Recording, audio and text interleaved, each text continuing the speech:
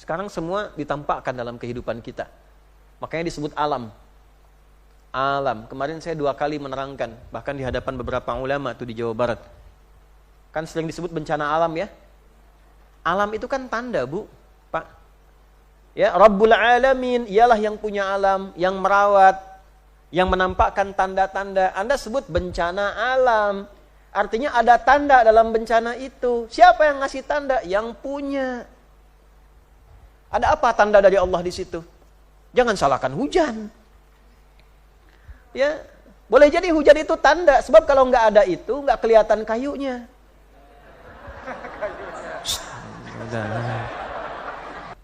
Anda bayangkan, dalam keadaan perang, catat kalimat ini ya. Dalam keadaan perang sedahsyat itu pun tidak boleh merusak tanaman, mencabut pepohonan sembarangan. Maka bagaimana dalam keadaan yang damai, tidak ada perang, orang menebang hutan dan pepohonan?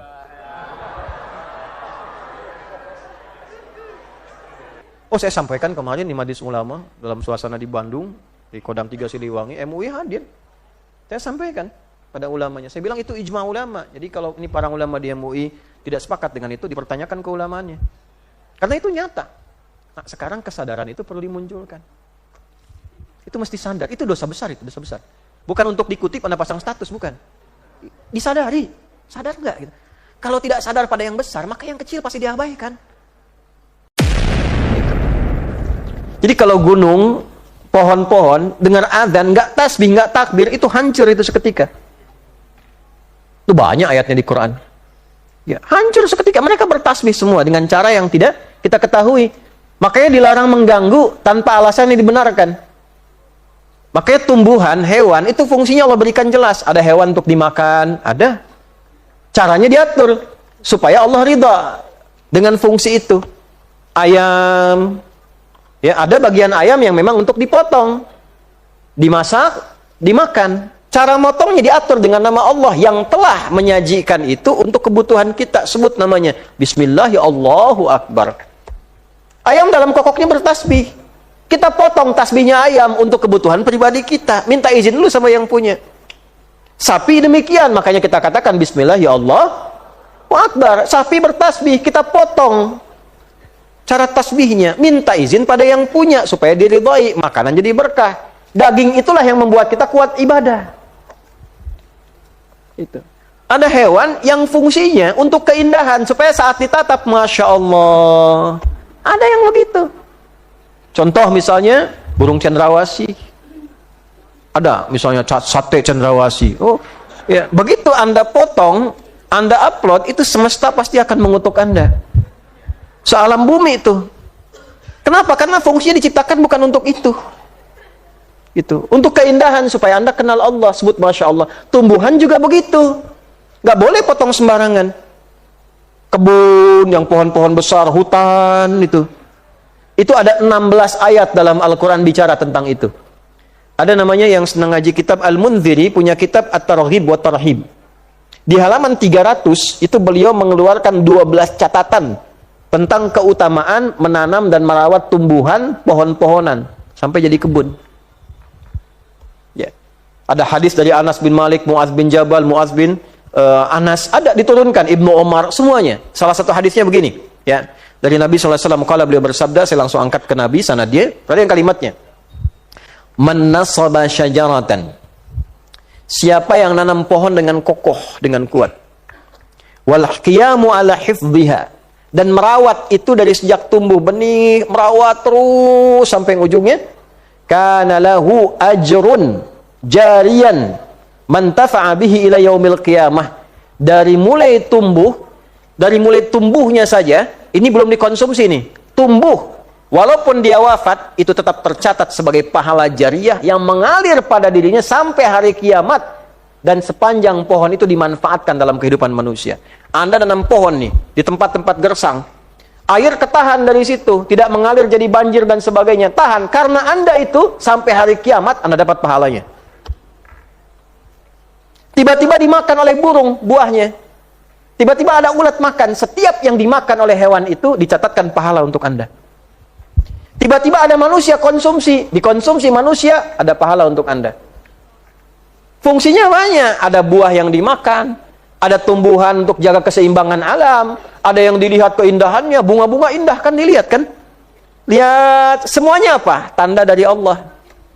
Makanya turun hukum. Tidak boleh merusak tanaman. Tidak boleh menebang sembarangan. Ya? Tahu surat At-Taubah? Kalau nggak tahu berarti nggak pernah ngaji ini. Tahu surat At-Taubah? Surat keberapa? 9. Pertanyaannya bukan itu. Pertanyaannya, sebutkan satu-satunya surat dalam Al-Quran yang tidak diawali dengan Bismillahirrahmanirrahim. Iya, kan tadi udah saya bilang dari awal kan kuncinya. At-Taubah ya. Pertanyaannya kenapa?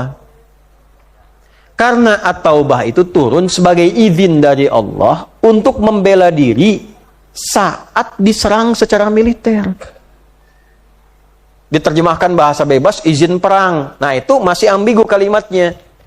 Apa yang dimaksud izin perang? Izin membela diri, bela negara, bela bangsa, bela agama saat ada serangan. Itu izin. Bela, sebab kalau negaranya kena, negaranya terjajah, ibadahnya juga jadi tersekat. Sulit sholat lagi nanti. Sulit ngaji lagi, makanya otomatis keluar. Negara yang punya orang Islam banyak di dalamnya, senang. Karena nggak usah ada doktrin bela negara, sudah otomatis pasti bela. Karena ayatnya sudah turun. Tapi dalam dahsyatnya peperangan, tidak ada Bismillahirrahmanirrahim. Langsung turun. Bara'atum minallah. Izin turun dari Allah. Jika tempatmu diserang, jika tempatmu dijajah, keluarlah untuk bela itu. Supaya agamamu hidup. Niatkan karena Allah subhanahu wa ta'ala. Ya? Tapi menariknya, kenapa tidak ada Bismillahirrahmanirrahim? Karena peperangan itu peristiwa dahsyat yang tidak mengandung kasih sayang. Dalam Bismillah ada Ar-Rahman, ada puncak kasih dan puncak Dalam perang tidak ada kasih, tak ada sayang. Saya baca dan lihat sejarah, belum pernah menemukan ada peperangan dengan kasih sayang. Izin nembak ya, duh. Sakit ya, maaf ya. Gak ada. Perang ya perang. Tapi tolong cari dalam agama manapun, kaidah manapun. Di mana ditemukan kaidah dalam peperangan tidak boleh merusak tumbuhan. Tidak boleh mencabut sembarangan pepohonan. Hanya di Islam. Anda bayangkan, dalam keadaan perang, catat kalimat ini ya. Dalam keadaan perang sedahsyat itu pun tidak boleh merusak tanaman, mencabut pepohonan sembarangan. Maka bagaimana dalam keadaan yang damai, tidak ada perang, orang menebang hutan dan pepohonan?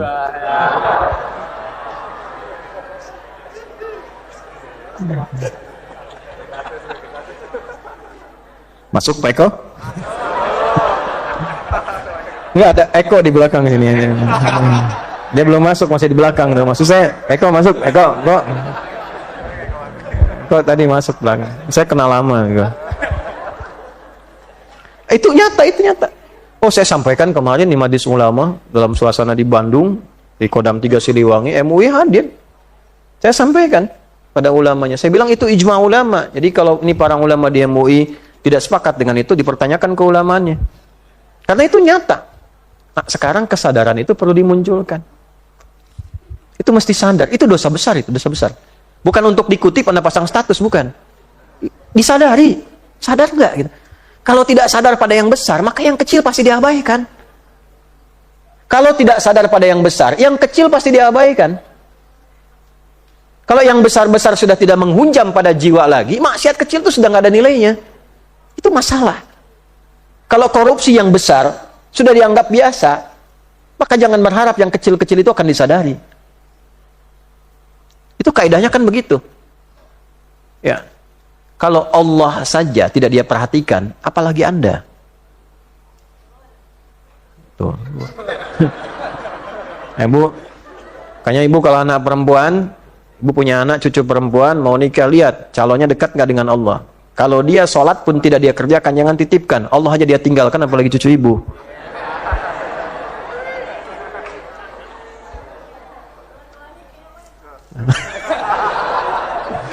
Saya udah punya istri, Bu, ya. Nah, lanjut. Sayangnya live ini, live.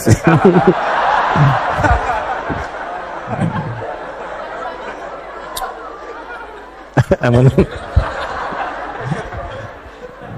Udah, lanjut. Masih ada waktu ya?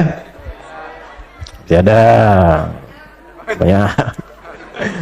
Aduh, alhamdulillah. Apa-apa, Anda kalau sudah punya pasangan, yang lain anggap aja mantan. Ya. Jika Anda tak mampu menjadi pasangan yang dipertahankan, setidaknya jadilah mantan yang dibanggakan.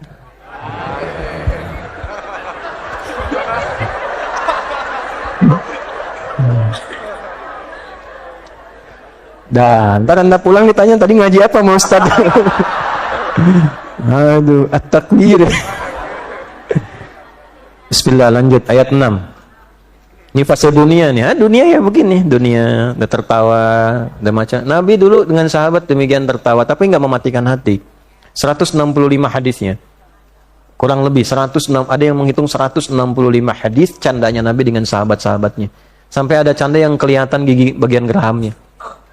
Saking topiknya itu menyenangkan, lucu, tapi ada hikmah di balik itu. Ada hikmah. Terutama ketika ketemu sahabat-sahabat yang unik. Ya. Siapa di antaranya? Maiman. Jadi setiap masanya selalu ada. Setiap masa selalu ada. 6. Wa idzal biharu sujjirat.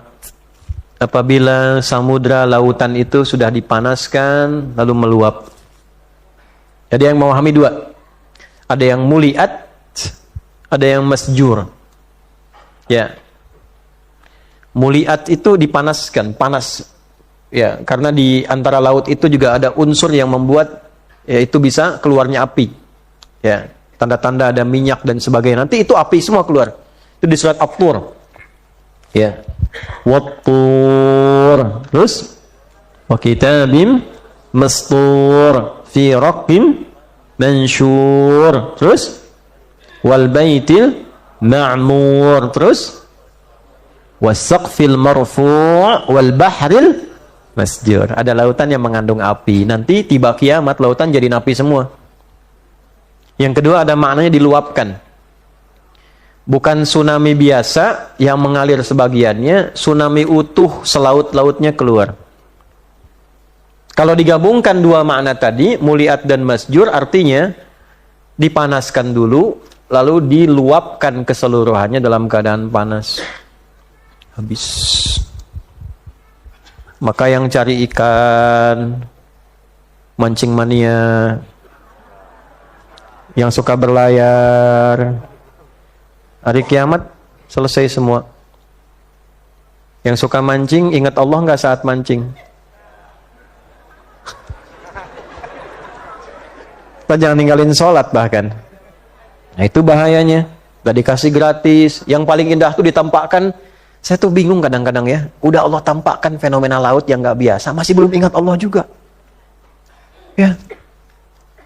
Masih. Bahkan sekedar nyebut Masya Allah pun gak bisa. Wih paus gede banget. Foto gini kan.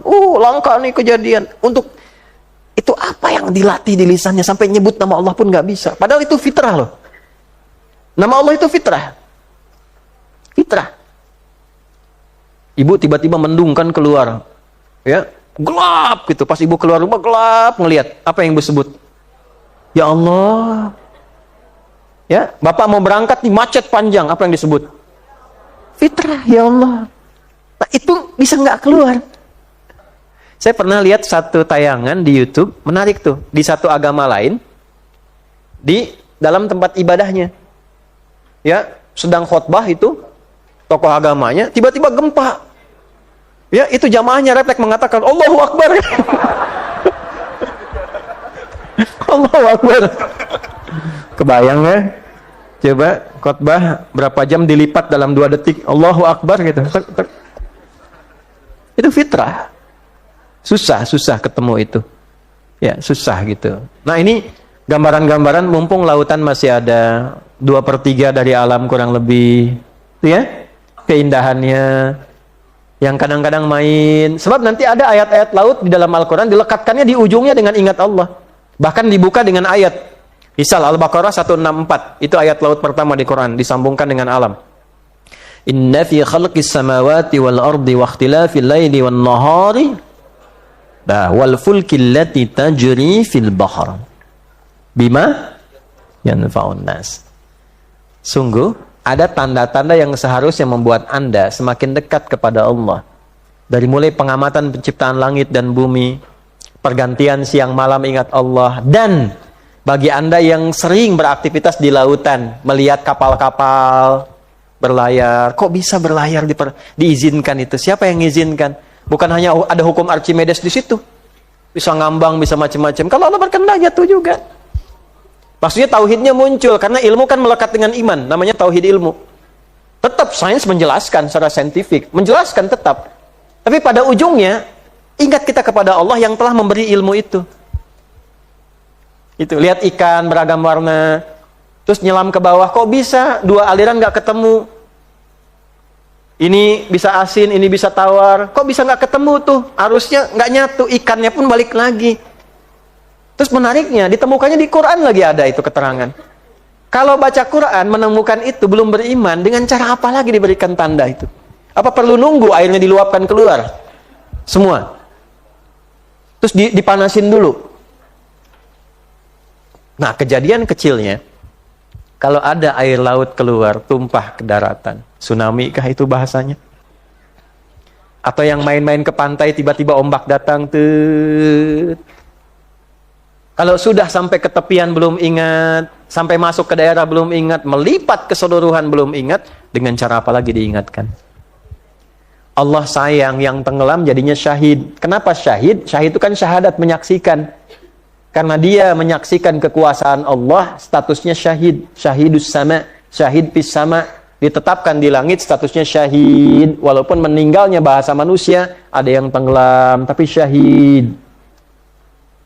Sepanjang iman dia bawa pada dirinya syahid. Karena dia mendapati, menjadi bagian takdir, mendapati kuasa Allah untuk mengingatkan manusia yang lainnya yang masih berkehidupan. Bahasa kitanya korban. Sumatera sekian korbannya, ratus orang mereka syuhada, syahid, menyaksikan bagian dari kekuasaan Allah untuk menjadi tanda bagi kita dengan hilangnya nyawa mereka berdasarkan ajal yang telah tiba. Statusnya syuhada, sepanjang iman ada pada diri mereka. Pertanyaannya, yang hidup bagaimana sekarang? Bisa baca itu enggak? Gitu ya? Nah, ini tanda dunia, inilah 6. Jadi yang pertama tanda siang, matahari. 2 tanda malam, ada apa? Bintang. 3, maaf sekali, hobi, rekreasi, ada yang ke gunung, ada yang ke laut kan? Ada tanda juga di situ. Semua hobi hilang, semua kenikmatan hilang, siang dan malam hilang, sudah nggak ada tandanya lagi. Kemudian juga semua aset yang terbaik hilang. Itulah tandanya, kehidupan kita pun hilang. Tapi jangan sampai harapan kita pada saat itu hilang. Oleh karena itu, sebelum itu terjadi, siapkan. Ini tanda dunia. Saya punya waktu 5 menit untuk meneruskan tanda akhirat. 6 ayat lagi, saya percepat. 7-14 itu tanda akhirat. 6 peristiwa dunia, 6 peristiwa akhirat. Jadi saya simpulkan dulu ya. Poin untuk tanda dunianya, jadikanlah semua yang terkait dengan kehidupan dunia kita sebagai alat untuk mengenalkan kita pada Allah. Itu poin utamanya. Jelas? Halo, jelas? Baik. Yang kedua, 7-14 supaya kita selesaikan dulu ya. Wa idzan nufusu zuwijat. Wa idzan nufusu zuwijat. Dan apabila roh-roh jiwa-jiwa itu dipersatukan kembali. Kiamat terjadi, meninggal semua kan? Ya kan? Kiamat besar ya, habis semua. Setelah itu ada kebangkitan kan? Kita sudah pelajari sebelumnya surat Abasa, ya kan? Sudah kebangkitan terjadi. Saat kebangkitan itu, apakah langsung ada surga neraka? Tahu dari mana? Nah, yang penting kita ketahui setelah kebangkitan itu fase kedua dari kiamat. Fase keberapa? Nah, fase kedua. Di fase kedua ini ada 6 lagi peristiwa. 1, wa idzan nufusu zuwijat. apabila roh-roh, nafas-nafas itu dipersatukan kembali. Ada 3 pemaknaan dari ayat ke-7 ini. 1, roh disatukan kembali dengan jasad. Akan meninggal, rohnya dicabut kan? Nafasnya dicabut. Bahasa Quran ketika mewafatkan jiwa kita itu pakai nafas. Tapi saat ditiupkan masuk pertama kali untuk kelahiran pakai roh bahasanya. Ya, misal saat kelahiran masuk roh. Quran surah ke-15 ayat 28 sampai 29 dulu. Wa idz qala rabbuka lil malaikati inni khaliqum bashara min salsalim min hama'in masnun fa idza sawaituhu wa nafakhtu fihi min ruhi wa nafakhtu fihi min ruhi. Ketika unsur kehidupan masuk ke dalam tubuh, rohnya dulu disebutkan, roh yang masuk, bukan nafasnya, rohnya. Contoh lain, suka baca hadis, apa yang paling sering dibaca?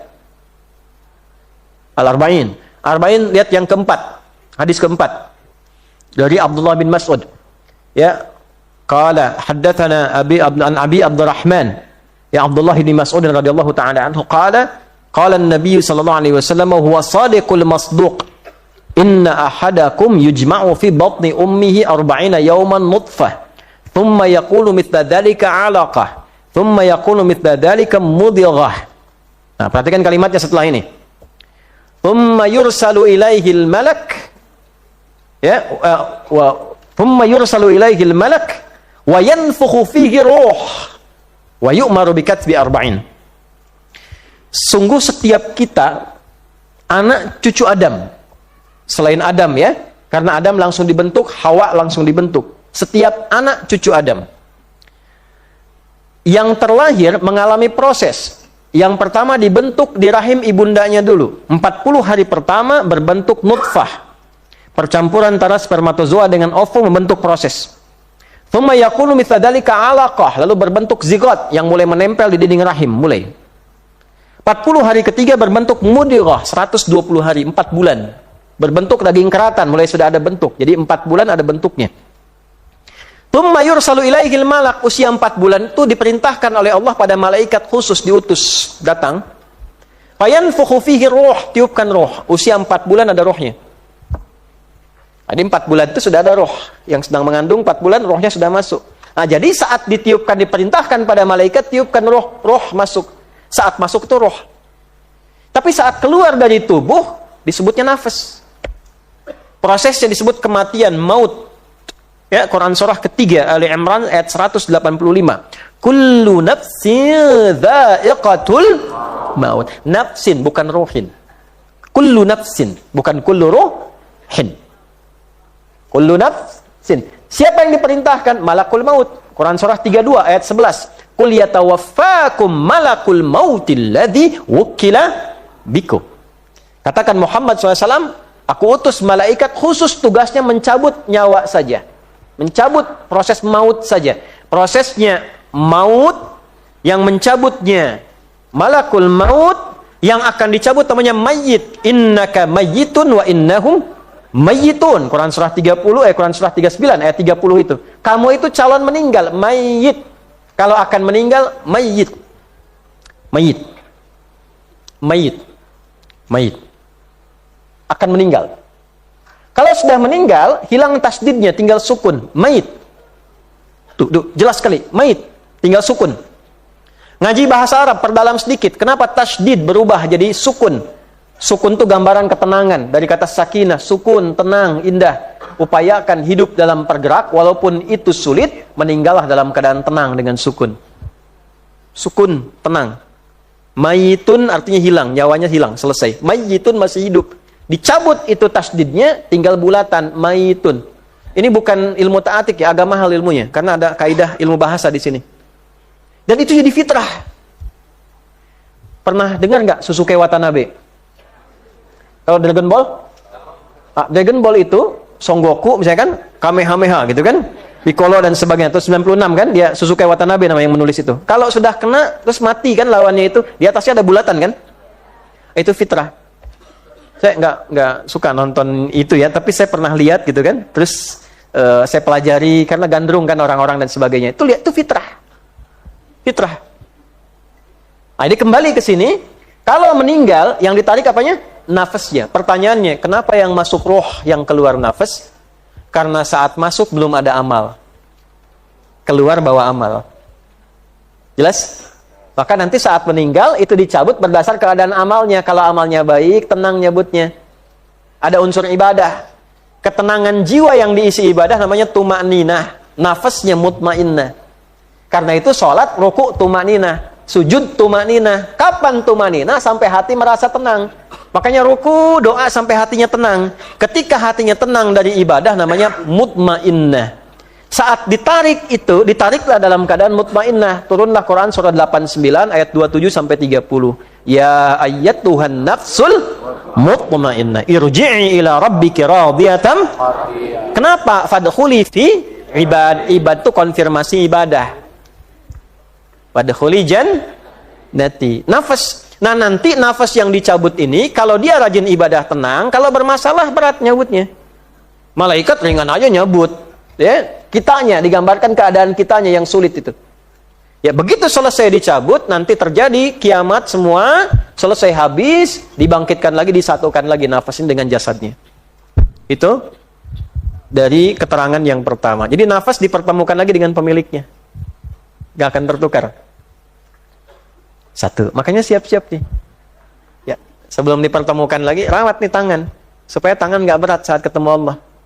Karena nanti tangan yang cerita, mulut kan nggak cerita lagi. Mulut udah banyak cerita di dunia, di akhirat tutup. Jangan cerita lagi, udah banyak dunia. Udah banyak. Tangan yang cerita nih. Kaki cerita, makanya kaki dijaga Pak. Jangan dilangkahkan ke tempat maksiat. Antum di kantor jangan ikut-ikutan kalau ada berangkat ke tempat-tempat maksiat yang nggak jelas. Mata jaga, fungsi ghadul basarnya jaga. Yang tak layak dipandang nggak usah dipandang. Supaya apa? Saat disatukan dengan nafas, tenang. Itu maksudnya. Tarik ke dunia. Jangan cuma dihafalin. Wa yuzan nufusu zuwijat. Udah tahu dipasangkan. Gak dijaga. Ya? Anda dapat pasangan. Terus pasangannya gak enak. Nyaman gak? Gak nyaman. Nafas juga begitu. Kalau tubuhnya berlaku maksiat, nafasnya protes. Jiwanya gak enak. Malas jiwa itu. Gak bebas saat keluar. Satu. Yang kedua, dipasangkan dengan pasangan-pasangan akhiratnya. Kalau dia baik di dunia, bertemu pasangan terbaik saat di akhirat. Makanya kita sering mengenal, dijelaskan oleh Allah, diperkenalkan ada bidadari-bidadari untuk laki-laki. Ada pangeran-pangeran surga untuk perempuan. Ibu jangan takut, Bu. Ya, ada bidadari surga, ada pangeran surga. Pangeran surga namanya Wildanun Mukhalladun. Wildanun Mukhalladun. Yang berpasangan di dunia sepanjang beriman dipasangkan lagi. Dirubah. Cantiknya seperti cantik bidadari surga. Indah. Nafsu sudah dicabut semua. Nafsu itu maksudnya kecenderungan buruk. Jadi nggak akan ada banyak pikiran buruk, protes ini itu. Nggak ada semua. Sudah selesai semua. Insya Allah. Ibu mau bertemu lagi dengan suami di surga? Bapak mau bertemu istri di surga? Nah, memori dunia akan hilang, Pak. Hilang semua udah. Udah kenceng-kenceng bapaknya yang dulu. Nah, di akhirat udah semua tuh.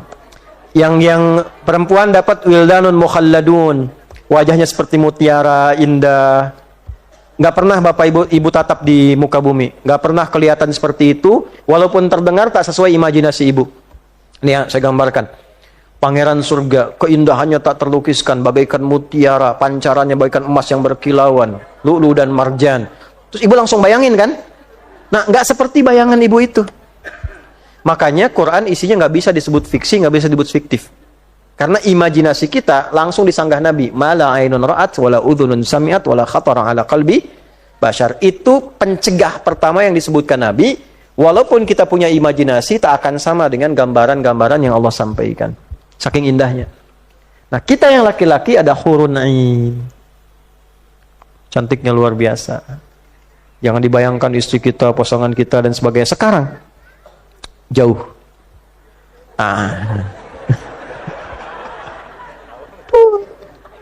Ibu juga sama, jangan gambarkan suami ibu sekarang. Belakang ada yang sembilan jauh gitu. Jadi kalau pengen dapat suasana itu, perbanyak ngajinya di surat Ar-Rahman. Ibu baca surat Al-Insan. Hal ata 'alal insani hinum minad dahri lam yakun syai'an adzkura. Aduh, yang sibuk, yang banyak aktivitas, yang udah jadi sosialita, kumpul-kumpul, macam-macam, ngobrol-ngobrol sampai nggak ingat Allah. Apa kalian dulu eksis? Pernah nggak tahu kalian tuh siapa? Dari nggak ada jadi ada, terus tiba-tiba ada. Pernah tahu nggak prosesnya? Diterangin sampai ujung-ujungnya kalau ke surga ini menemukan yang seperti ini. Wildanun mukhalladun, pelayan-pelayan, pangeran-pangeran surga, bawa gelas-gelas yang indah seperti mutiara, teko-teko yang indahnya luar biasa. Yang paling hebat, begitu kita ingat aja, ya langsung datang di hadapan kita. Terbayang sesuatu, celing ada, wa utubihi mutasyabiha, persis seperti yang digambarkan. Terus warna-warnanya sama, bisa sama, tapi rasanya bisa beda. Apel sekarang warnanya beda, ada apel hijau, apel merah, apel kuning kemerah-merahan dan sebagainya. Warnanya bisa nggak sama, rasanya pun nggak sama. Di surga itu indahnya, semuanya kelihatan warnanya ada yang sama, tapi rasanya bisa beda-beda. Saya tuh pernah ngajak ngobrol pohon di pesantren. Lahannya dibeli wakaf. Semua pesantren ngambil wakaf, Bu, Pak. Kantor wakaf. Ya, teman-teman yang DKM pernah ke kantor kan dan sebagainya itu wakaf semua. Sekolah yang di Jalan Pramuka itu wakaf. Di pesantren itu semua. Itu kali setelah saat lahannya dibeli, jadikan wakaf, itu kan terkenal dulu buat wisata durian yang nggak jadi. Pohon durian banyak. Aneh ya, tumbuh tapi nggak berbuah. Terus lahan seberang juga sama, ada yang berbuah tapi hancur. Nah, saya datang melihat diinformasikan, datang kita ke situ, pegang-pegang pohon lembut, hanya kata begini, Bu, Pak. Pohon kamu ini makhluk Allah, Masya Allah. Allah pilih hidupnya ada di sini, tanahnya sekarang sudah wakaf. Ibadah kamu itu berbuah, karena di sini insya Allah nanti ada ahli Quran. Ada orang-orang yang ibadah menyembah Allah. Kamu bersama ya, kamu berbuah. Bismillah. Tahu nggak yang terjadi? Setelah itu disiram pupuk biasa. Yang tadinya nggak berbuah, berapa hari kemudian tumbuh bunganya, berbuah dia. Sampai satu periode berbuah 3 pohon 600 buah. Ini kisah nyata. Anda boleh tanyakan sama orang yang ikut saya sama-sama waktu itu. 600 buah, itu rasa 1 ke 2, 2 ke 3, 3 ke 4, 4 ke 5, sampai ke ujungnya itu beda semua rasanya. Di situ saya ingat ayat tadi, Al-Baqarah 25. Wabasyiril ladzina amanu wa 'amilus solihati anna lahum jannatin tajri min tahtihal anhar kullama ruziqu minha min thamaratir rizqa qalu hadzal ladzi ruziqna min qabl wa utubihi mutasyabiha. Warnanya kelihatan sama tapi rasanya beda-beda. Maka kita nangis tuh, fabi ayyi alai rabbikum tukadziban. Ya, sekarang lihat indah. Jadi menatap sesuatu merasakan kehadiran algoritma spiritual itu hidup. Melihat hewan-hewan. Ini nyata nggak nyata ya? Mohon maaf nih, bagi kami nyata. Dan saya yakin hewan bertasbih, tumbuhan bertasbih karena Allah sampaikan itu. Tapi bagaimana kalau setiap subuh kami zikir pada subuh, anak-anak tuh zikir pada subuh terus ngaji. Itu ada burung-burung kecil yang terhitung jumlahnya. Kalau habis subuh pas zikir datang dia, selesai zikir terbang lagi. Kalau satu kali, kebetulan. Tapi kalau tiap hari, bagaimana kita nggak ingat Allah? Itu rutin. Setiap subuh. Nanti siang, mereka sudah bermakan, kumpul lagi. Nanti sore ganti elang. Menjelang maghrib ganti jangkrik. Dan seterusnya. Masya Allah. Indah tuh. Ya. Itu coba dirasakan ya semua. Segala hal kalau lihat sesuatu ingat Allah tuh luar biasa. Nah ini pasangan. Mana ketiga? Maaf ya, yang baik dulu ya. Tadi yang baik, jiwa orang beriman ditemukan dengan yang disiapkan oleh Allah yang baik-baik. Bidadari surga, pangeran surga. Yang buruk dipasangkan dengan, maaf, jiwa-jiwa syaitaniyah. Temannya saat di dunia. Walinya. Setan itu punya wali. Siapa? Pelaku maksiat. Ditemukan di mana? Al-Baqarah. Ayat berapa? 257. Allahu waliyul ladzina amanu yukhrijuhum minadh-dhulumati ilan nur walladzina kafaru awliya'uhumut taghut yukhrijunahum minan nuri ila Zulumat. Taghut itu jama' bentuk jama' dari kata taghin. Perbuatannya tagha. Tagha pertama dilakukan oleh iblis, pasukannya disebut dengan syayatin. Nanti pasukan ini diketemukan lagi dengan partnernya saat di dunia. Jadi kalau dia menggoda diikuti jadi temannya, nggak tobat sampai meninggal dunia. Setelah kebangkitan kiamat terjadi, fase keduanya dipertemukan pasangan ini. Korupsi sampai meninggal, nggak pernah tobat, ditemukan dengan setan penggoda korupsinya. Penipu, perampok, pembunuh, pezina, nggak tobat, meninggal dalam maksiatnya, ditemukan dengan setan penggodanya. Dipertemukan langsung. Saat dipertemukan itu, dia langsung protes sama Allah tuh. Protes yang dimaksud tuh begini. Dia akan mengatakan, ya Allah, gara-gara dia nih aku berbuat maksiat. Ngaji di Al-Baqarah, coba buka. Dari ayat 165 sampai 167. Dalam perjalanan itu Anda akan temukan idz tabarra'a alladzina tubi'u minal ladzina ittaba'u wa ra'awul 'adzaba wa taqatta'at bihimul arham. Ada pasangan yang erat saat di dunia pelaku maksiat. Pasangan ini adalah setan dan mitranya, manusia dan partnernya. Dibisikin, diikutin, digoda, terus ditempeli. Suruh korupsi, diikutin. Suruh nipu, diikutin. Merampok, diikutin. Zina, diikutin. Pasangan ini disatukan saat di hari kiamat. Begitu disatukan dalam proses fase kedua kiamat, dibangkitkan, dipertemukan. Maka manusia yang merasa berbuat maksiat diprovokasi setan itu mengatakan, ya Allah, gara-gara dia nih aku berbuat seperti ini. Gara-gara dia ya Allah nih. Saya terputus dari dia ya Allah. Wa taqatta'at bihimul arham. Saya nggak mau ya Allah sama dia. Gara-gara dia nih. Anda tahu nggak jawaban setan di ayat lain? Enteng aja. Kamu kok nyalahin saya? Saya kan cuman goda, nggak maksa. Ngapain kamu ikut? Itu nyebelinnya luar biasa. Makanya daripada ada peristiwa itu, dari sekarang jauhin setan. Nggak usah diikutin. Karena nanti klaim dia begitu di akhirat. Saya kan nggak maksa, cuman goda. Godanya juga halus. Alladzi yuwaswisu fi sudur. Bisik masih kedengeran, Bu. Dia udah di sini saking halusnya tak terasa, langsung aja di jiwa tuh. Saya cuman goda, itu pun saya nggak maksa. Ngapain kamu ikut? Itu bahasa setan tuh yang ditampilkan. Nah, makanya di dunia kita jauhi pasangan-pasangan itu. Jadi satu dipasangkan dengan raga, yang kedua dipasangkan dengan tipikal amal. Kalau amal saleh dengan capaian akhiratnya nanti bidadari pangeran surga. Kalau amalnya salah dengan mitra keburukannya saat di dunia, yaitu jiwa-jiwa syaitaniyah. Jelas? Nah, yang ketiga ada tafsir yang riwayat sanadnya tersambung ke Sayyidina Umar bin Khattab radhiyallahu taala anhu. Ini kembali lagi ke dunia. Ini juga penting, bagus sekali. Maksud saya ini bagus. Yaitu, perhatikan ya, ruhun mujannadah, jiwa-jiwa itu bertemu dengan yang satu gelombang, satu frekuensi yang sama. Apa manfaatnya? Manfaatnya dalam muamalah. Kalau cari teman, saya ulangi, baik itu teman hidup berkeluarga, teman untuk di kampus, teman untuk beraktivitas di kantor, carilah yang sekiranya roh kita menangkap itu dengan kebiasaan kita. Jadi kalau yang rajin sholat akan ketemu dengan yang sholat lagi.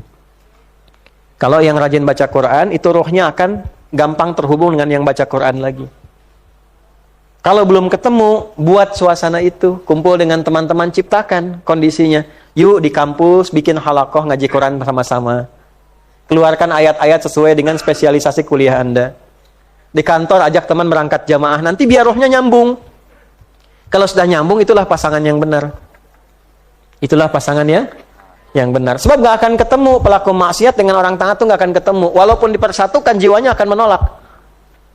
Ya, akan menolak. Orang bebas ketemu orang bebas lagi, free man, preman, dengan preman lagi gaulnya. Ya kan? Ya, dia gak akan pernah ngajak-ngajak kiai. Ketemunya preman lagi. Temu saya lewat kiai, mabok yuk, nggak mungkin. Ketemunya dengan preman lagi. Assalamualaikum mungkin, kalau dipaksakan Assalamualaikum, gitu. Ada malunya. Kiai ketemu kiai lagi, ketemu santri. Bahasanya ketemu bahasanya lagi tuh ruhun mujannadah. Maka roh dipasangkan dengan kebiasaan-kebiasaannya. Maka kalau ingin mendapatkan teman yang baik, jadilah orang baik. Nggak cukup dengan amin, jadi orang baik. Ya, latihan. Nah ini wa idzan nufusu zuwijat. Saya berhenti di jam 10 ya. Kalau ada yang punya keperluan nggak apa-apa. Ya, saya izinkan, nggak apa-apa. Silahkan Ibu sampai jam 11 ya. Nah, saya jam 10 berhenti dulu ya. Kita tanya jawab dulu 15 menit kan ya. Ini saya tanya, Ibu jawab nanti. 8. Urutan kedua, fase kebangkitan. Wa idzal mau'udatu su'ilat, awas. Dan ketika bayi-bayi yang dikorbankan saat di dunia, mereka mengadu kepada Allah.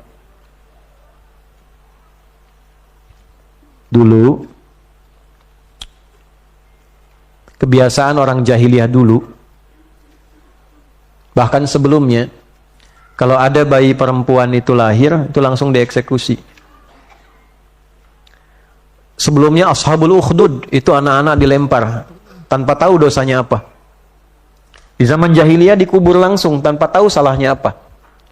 Wa idza busyira ahaduhum bil untha dhalla wajhuhum muswadda wa huwa kadhim. Ayo mana Qurannya? Hafalin ya.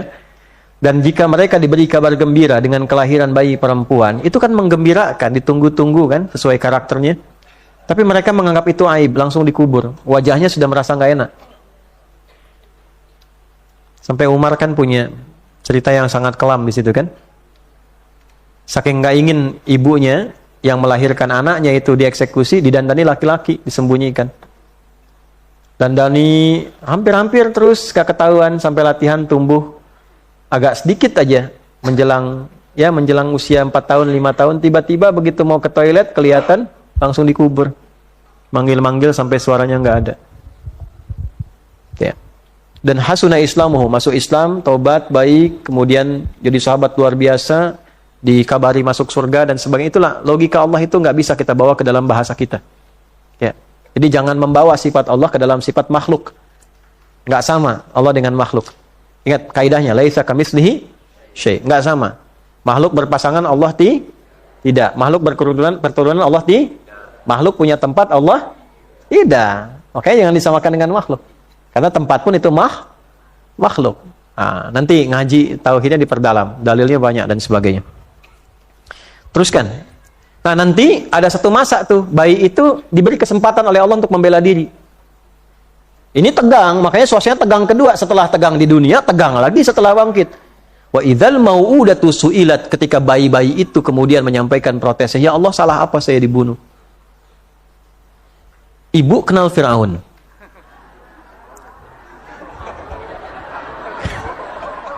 Ini tanda udah mau habis nih waktu nih. Ibu belakang ada yang kenal Fir'aun tuh. Buka Quran surat 2 Al-Baqarah ayat 49.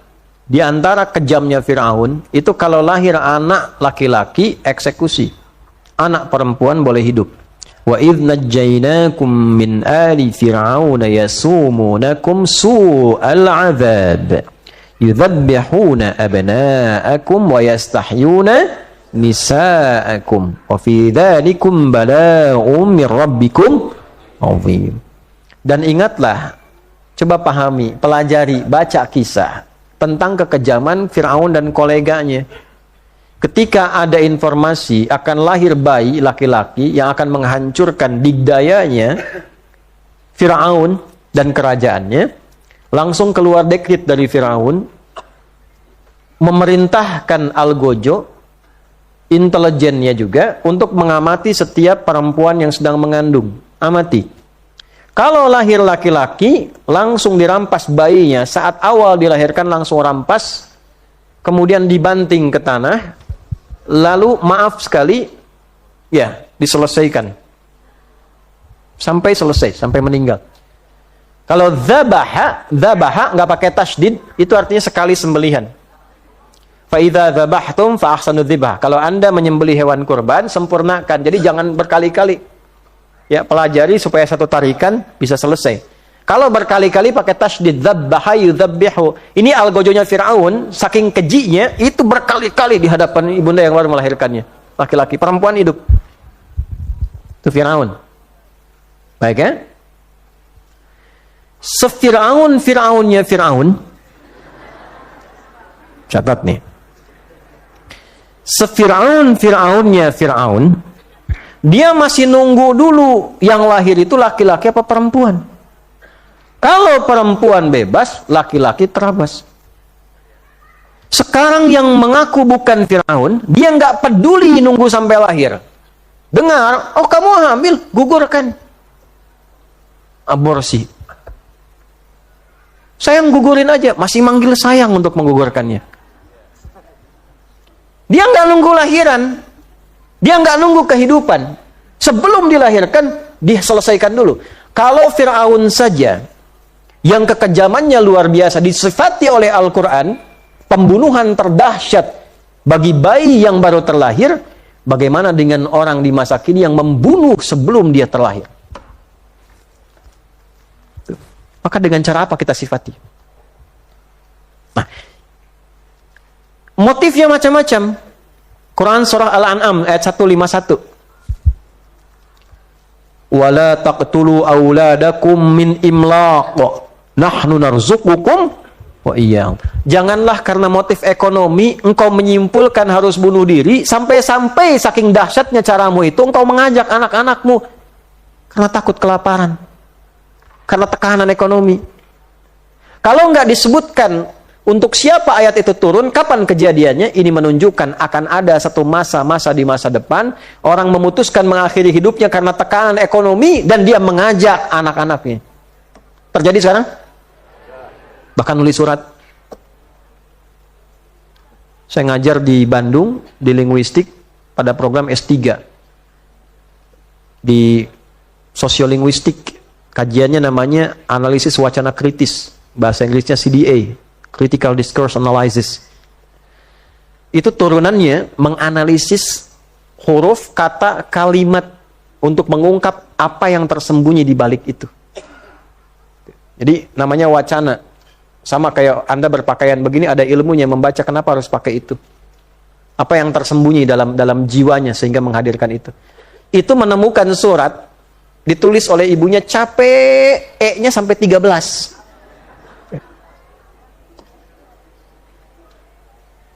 Itu betapa tekanannya luar biasa. Tekanan. Tapi dahsyat apa tekanan itu sampai membuat sebuah kesimpulan bahwa anaknya mesti ikut. Untuk mengakhiri penderitaan anak katanya.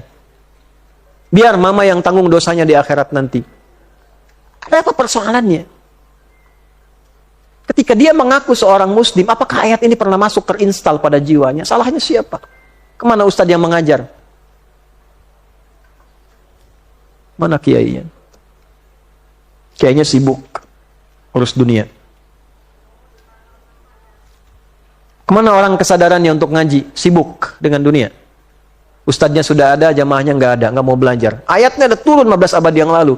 Kalau engkau ada tekanan sekuat apapun ekonomi, jangan putuskan mengakhiri hidupmu. Nggak ada korelasinya mengakhiri hidup dengan kebaikan ekonomi. Malah muncul beban baru. Muncul beban baru.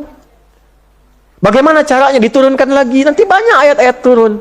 Perbaiki dulu hubunganmu dengan Allah sampai kamu merasa punya Allah. Kalau sudah merasa punya Allah, turun ayat-ayat Allah yang rawat tuh. Turun, jaga. Makanya ketika itu terjadi, datang kakaknya, datang adiknya, datang koleganya. Kenapa kamu harus begitu? Kenapa nggak saya aja yang rawat dan sebagainya? Artinya kan masih ada Allah kirimkan orang-orang terbaik.